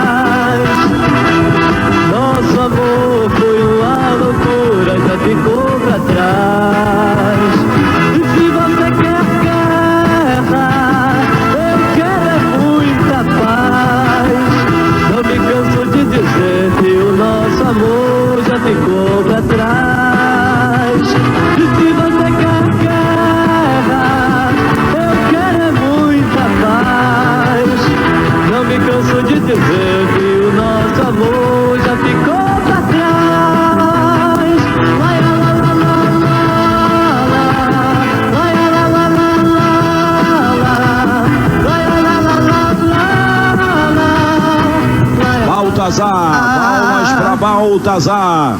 Grande sucesso em todo o Brasil.